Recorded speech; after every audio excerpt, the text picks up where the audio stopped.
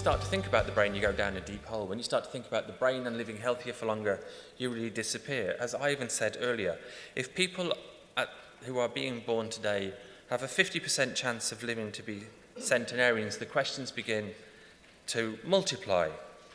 And we know that most of what affects you is really in your early years development.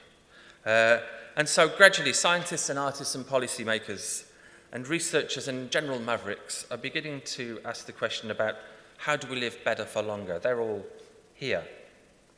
So providing you're more than 5 years old, which I suspect most of you are, then a lot of what's developing has already begun. We're usually shaped by diet, tastes, aspirations and expectation of early years.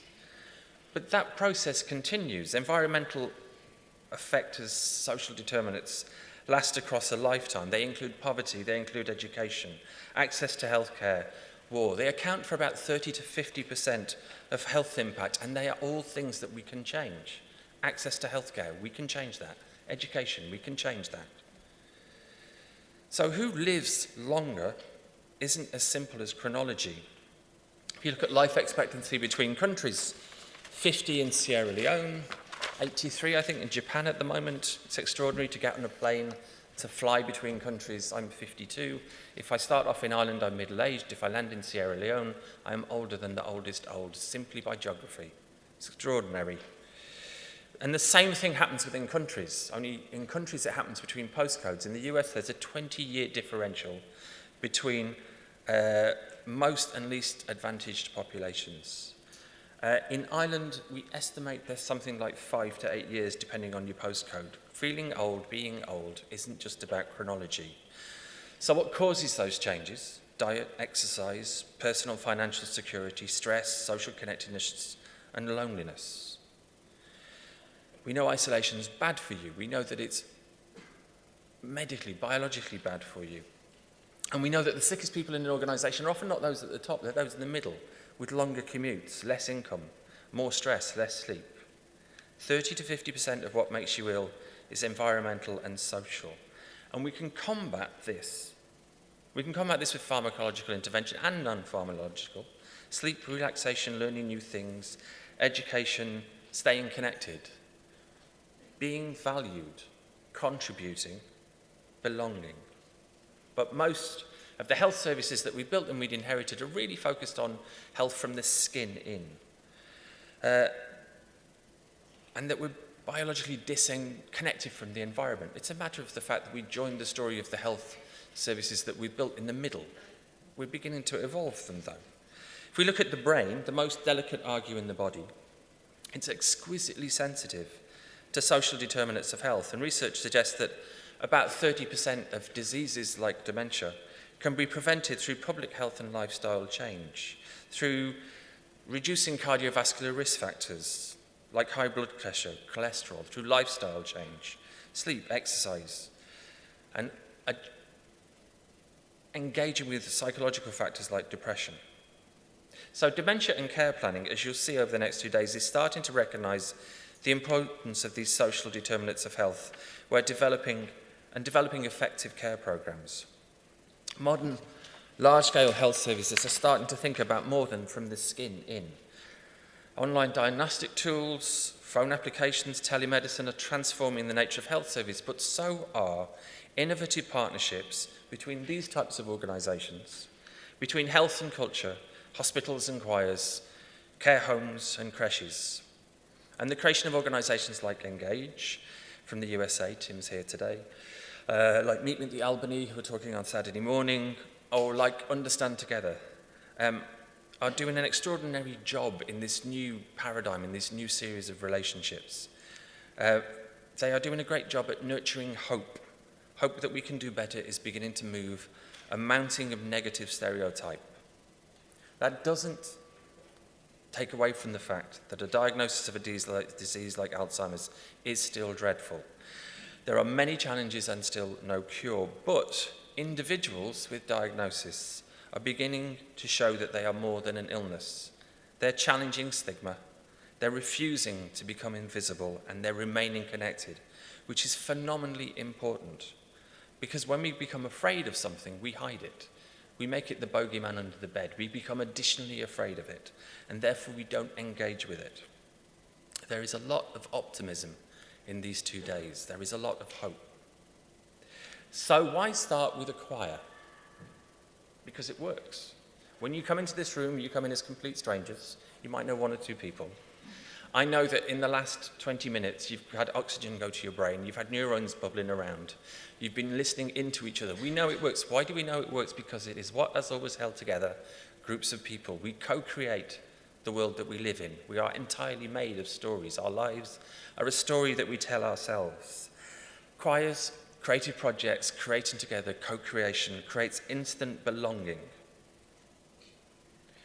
And now your curiosity is raised and you're just that little bit uncomfortable, which is perfect. It's a perfect place to be, to sit in a room like this, in one of these sacred public spaces for engaging with ideas and debate. But what if this was a bigger space? What if this was a residential care homes and all your chairs were a bit bigger and had wings on? What if this was a village or a town? What if this was an area of a city or a housing estate? Can we take the same rules and apply them?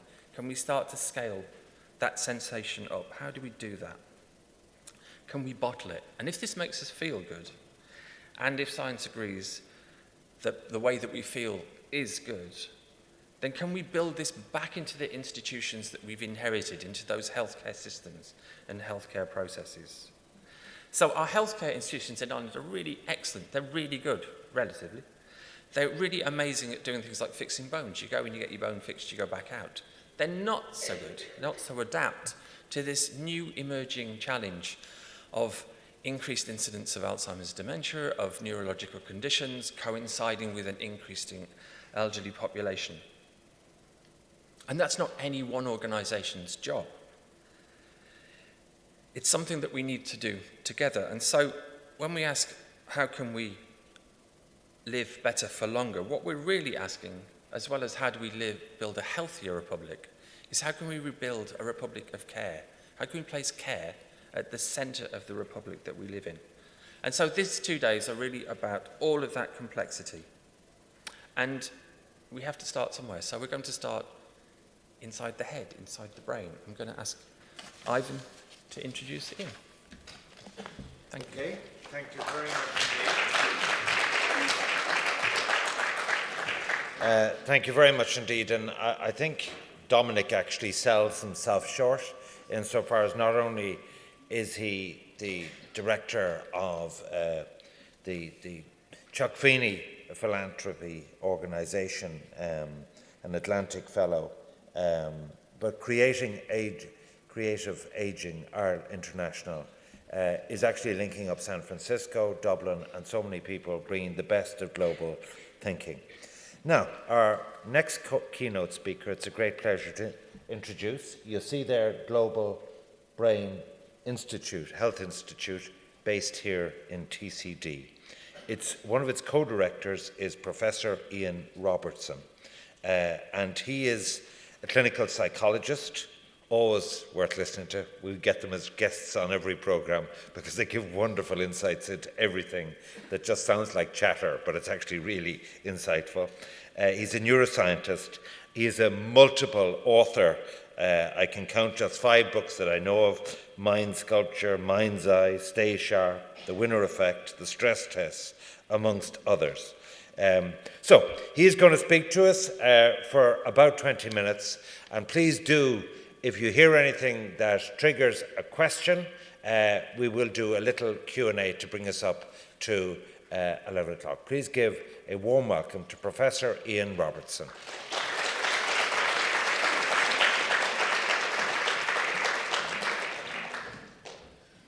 Thank you very much, Ivan, and thank you, Sam, but particularly thank you, Dominic. Dominic is one of our Global Brain Health Institute fellows, and he's a complete star.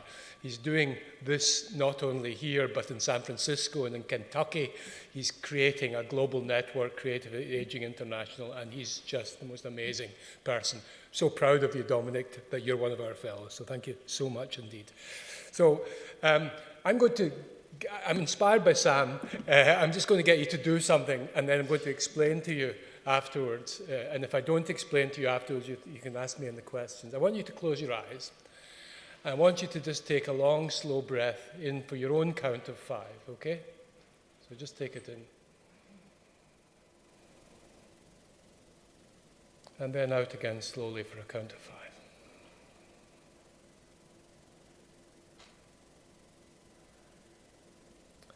And then do that once more. Slow into the count of 5.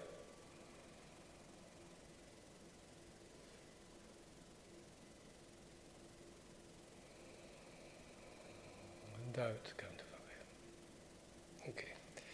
I'll explain how you've just changed your brain chemistry in a moment. So, normally when we're studying the brain, we go in this culture that we live in, where the amazing advances have been made in molecular genetics, etc., we tend to think of it going from the bottom up, from the molecular up to the cellular, up to the systems level, to cognitive, psychological, behavioral, and then the social is the stuff that arises from all the basic biology that's going on, and that's why we need to develop new drugs to cure all the diseases that are coming. And of course, we've managed wonderfully in things like cancer, but we've completely failed in things like depression and dementia. So I'm going to make the argument today that we have to look at this direction of how the environments we create and the behaviors we engage in actually shape the biology right down to the molecules. And that's what I'm going to be talking about today. Now, Dominic mentioned that 30 to 35% of cases of dementia are preventable with theoretically preventable with current knowledge. This is from the recent Lancet Commission, which says that, and I'm sorry, it's rather small, but at the top, the blue bits are, for instance, education. If we improved education, we'd reduce dementia, we'd cut off about 8% of cases of dementia. The green is midlife things, hearing loss, hypertension, and obesity. If we solved them, then together we'd solve about 12% of cases of dementia. And then we've got the later life ones. We've got smoking, depression, physical inactivity, social isolation, diabetes. If we sorted them out, we would get about 12% as well. So together, even without any of the new amazing discoveries we're making in neuroscience and in social science, we can do a huge amount. So there's optimism about dementia. As Dominic said, we have to create the kind of optimism about dementia that exists about cancer. And that is the challenge and the aim of the Global Brain Health Institute, whose job it is to train amazing fellows across the world, particularly in low and middle income countries, fellows like Dominic, who are going to create a social movement and a scientific movement to put this into action, what we know theoretically we could do already. Now, I'm going to give you a couple of puzzles. I'll come back, I haven't forgotten the breathing, a couple of puzzles. The first one is the mystery of the cichlid fish. This lives in Lake Tanganyika, and it comes in male and female forms, but there are two males. There's the NT fish at the top, who's a kind of dowdily coloured, kind of thin little wimp of a fish, who's very submissive and tries to stay out of the way of the T fish at the bottom, who's muscled, brightly coloured, swaggering, aggressive, and sexually fertile. Poor old Mr. NT is not sexually fertile. So you might think, here is evolution doing its job. The fit shall reproduce, and the unfit shall not. Well, sometimes something very strange happens. Sometimes over a course of 24 hours to 7 days, Mr. NT at the top changes into Mr. T in every respect. So that's my first mystery for you. How does this happen? Here's my second mystery for you. It's about your pupils of your eye. Now, your pupils of your eye, as you know, they dilate in response to light and darkness. Forget that mechanism. That's controlled by a chemical messenger called acetylcholine. That's not what we're talking about. If you see someone you fancy, or see an old friend after a long time, or are surprised about something, or get curious about something, or suddenly remember that you didn't switch off the cooker, your pupils will dilate, okay? They will grow bigger. And that is controlled by a different neurotransmitter called noradrenaline, okay? And so that's a general purpose kind of, ooh, what's going on here? I have to widen the pupil to take in information. So here's my second mystery, is your IQ correlates with how big your pupil is, okay? And what's more, if I give you a puzzle there on the right, don't worry too much about this graph. I give you a mathematical puzzle to do, and if I give you that puzzle, that's a mental challenge, and that will automatically dilate your pupil, make your pupil grow bigger in response to that, ooh, I have to figure this out. What's interesting, the red lines there are people of average IQ. Their pupils, when you present them with a challenge, a problem to solve, don't grow as big as people in the blue, who are the people with above average IQ. Okay? And what's more, if you look at the blue ones, the harder the puzzle, the more their pupil dilates, gets bigger. Whereas the red ones, it doesn't matter how hard the problem is, their pupil doesn't get bigger the harder the problem. So that's my second puzzle for you. How on earth, why should there be a relationship between IQ and how your pupil of your eye dilates? I want to talk about cognitive reserve. And all of you today in here are building your cognitive reserve and slightly reducing your risk of Alzheimer's disease as a result of participating in this amazing festival that Dominic has organized.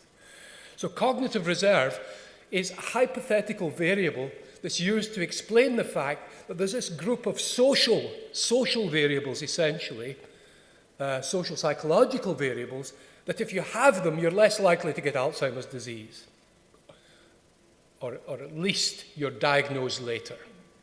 It's not that it prevents them. So what these are education level, IQ, social networks, mental stimulation. Okay? So that's cognitive reserve, and it's the most valuable thing we can have. And the great thing about it is governments can do stuff about building, and communities can do stuff about building cognitive reserve. And here we have this stuff, this social, environmental stuff, that affects the biology of the most pressing disease facing us. So here we have on the left, these are people with high cognitive reserve. They've got what's called a high cognitive lifestyle. They've got a high education level, they've got above average IQ, they've got dense social networks, they've got a mentally stimulating job or mentally stimulating community activities. After they die, you can measure the thickness of their little rim of cortex, of grey matter in the brain. They've got thicker brains, more cells, brain cells per cubic centimetre. There's the people with the low cognitive reserve. So doing stuff like this actually physically builds your brain, grows your brain. Now that's a remarkable fact. And because you've got a bigger brain, then disease finds it harder to interfere with the brain function because the brain has more connections to work around the disease. So what you're doing today is amazing disease prevention. So let me come back to the dilating pupil. Why should the pupil dilate in response to, be correlated with IQ? Well, this little spot here is called the locus ceruleus. It's deep in the pons, the middle of your brain. It's about 2 millimeters wide and about 5 or 6 millimeters long. And it's the only source of the noradrenaline that causes your pupils to dilate when you see someone you haven't seen for a long time, when you're presented with a hard puzzle to solve, when you're curious about something. And incidentally, well, let's just do it again. Close your eyes and take a long, slow breath into the count of 5 and out from the count of 5. Let's just do that. Take a breath here.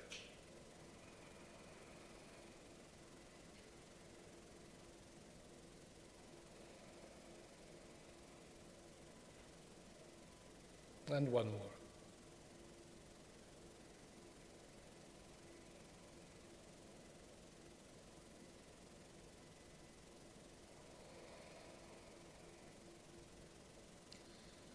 How many of you felt a little bit different after taking these breaths compared to before?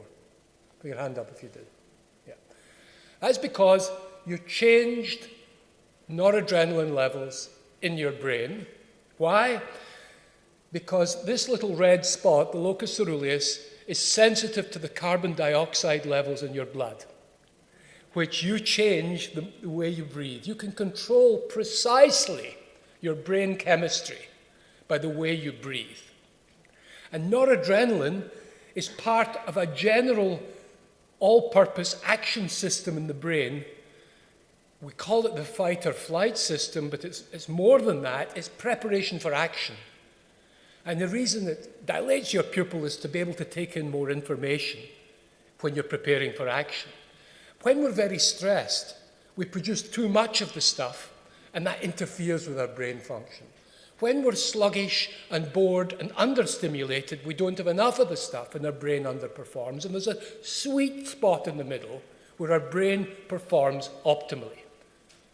And when we do that, our emotions and our thinking and our memories are much better. This is critical for the memory system as well. So the wonderful thing about noradrenaline is it's also a neuromodulator. What do we mean by that? It's actually a brain fertilizer. So it actually helps the brain grow new connections. So if you remember the cognitive reserve, the thicker cortices, the one reason they're thicker is because the brain cells have grown more connections with each other. And noradrenaline helps do that. And this is one reason why practices like singing, like mindfulness meditation, like organizing community groups, grows your brain. And it does so in part because all of these activities generate this brain-enriching natural chemical that you can control in many different ways, by mental challenge, by breathing, by singing. Wonderful. We can control our brain chemistry. Now, here, let me summarize what I've just said. Education triggers multiple noradrenaline infusions, increasing brain activity. Not just education, mentally challenging activities and jobs do the same. Engaging with other people has similar effects. And this lifetime, these hundreds of millions of little spurts of this brain-enriching chemical into your brain called noradrenaline may even affect and control and reduce how toxic the horrible little amyloid plaques and tau in your brain that's related to Alzheimer's disease. It may reduce its toxicity as well. And we can measure these effects with pupil dilation. And it turns out that noradrenaline is particularly linked to the right hemisphere of the brain, which, as we know, the right hemisphere of the brain is engaged a lot when we engage in creative activities and problem solving. Particular types of problem solving. It's particularly linked to emotions. It's particularly linked to self-awareness. And so here we have a whole constellation of activities that are linked to this amazing chemical of the right, that's associated with the right side of the brain. The most important of which is alertness. And by goodness, weren't we beautifully alert after Sam's fantastic? Because we changed the chemistry of our brains. We altered our brain functioning by doing that. Sustained attention. We have to be able to sustain attention to be able to physically shape our brains by our experiences. Sustained attention is a critical gateway to brain plasticity. Curiosity and novelty. Curiosity extends your life. Novelty is the greatest brain-enriching,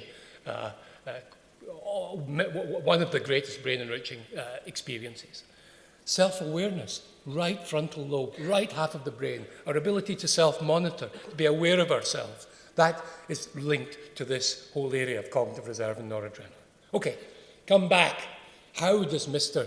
NT fish at the top turn into Mr. T fish? What's the mystery here? Well, one of the downsides of being a T fish in the shallow waters of Lake Tanganyika is that you're more visible to gulls, okay? And so the reason you're called a T fish is because you have territory. There's a little part of Lake Tanganyika that is yours. So if you get plucked, suddenly there's vacant territory, okay? And it turns out that if an NT fish is swimming by and sees the vacant territory, he goes in, and suddenly he has territory. Just having that territory causes a biological transformation. His colouring changes, his muscles change, his behaviour changes. He becomes sexually fertile and very attractive to women. Environment reshaping biology completely. Now, how does this relate to human beings? Complicated, horrible slide. Old buffers like me, when you put me in an MRI scanner, fMRI scanner, and get me to do difficult, what we call working memory problems, I show less activity in the front and back parts of my brain, the frontoparietal cortex, than some of you younger people in there. And that's used to say, that's your mental functions going down. And that's the fact is, when in my age, I'm not nearly as good as some of these tasks that psychologists give compared to younger people. However, a great, wonderful neuroscientist in Sweden called Lars Nyberg did a beautiful study. He also measured the level of another chemical messenger called dopamine. And dopamine is part of the reward network. And what he found was that if you measured dopamine levels and statistically controlled for these, most of the differences between old and young in these mental tasks disappeared. So it didn't seem to be the case then that it was mainly the fact that there was reduction in their cortices. There was something more fundamental down in the basement of the brain, in the dopamine system. Now, this is a wee bit complicated, so let me explain. Here's where the dopamine is. It's different kind of scanning. This is PET scanning. And dopamine is the feel-good network drug, the reward network drug. And unfortunately, as we get older, dopamine levels go down. And when dopamine levels gets down, our motivation goes down and our mood goes down a bit as well. And our general zest goes down a bit. So here we are, oh God, there's the dopamine going down. However, if you put monkeys together, if you look at monkeys and look at their dopamine levels in that part of their brains, you'll find that, as we have with human beings, some monkeys are more dominant than others. I mean, some of us are big Ivan Yates type people, and some of us are kind of Enda Kenny type people who's no longer dominant, okay? And the dominant people, successful people like Ivan, have more dopamine in their, and the same is true of monkeys. However, when they're isolated, these are small differences, but if you put them together in a group, what happens is the dominant people, like me and Ivan and Enda Kenny when he was Taoiseach, we get a huge boost. We get a huge boost of dopamine in that part of the brain. And that part of the brain, remember, affects how well the rest of the brain works.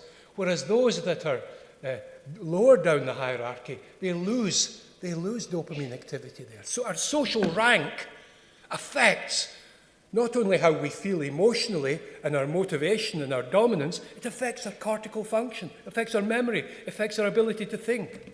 So here we have a measure of social status, where you perceive yourself to be in the social ladder.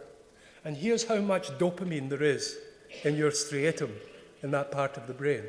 So the higher up, the more social status you have, like me and many of you in this room, the more dopamine you have, the happier you are, the more motivated you are, and the better you can think. But this is not something that's inherent in your genetics completely. It's hugely affected by actually your social rank. And of course, social rank can be affected by social movements like we're having here today. And so in the cichlid fish, what that demonstrates is that human beings, I'm going to finish now, human beings, Nobel Prize winners live on average 4 years longer than Nobel nominees. That is psychological territory. That is the human equivalent of the cichlid fish phenomenon. And I'm not going to say any more today. So thank you very much indeed. You're going to stay.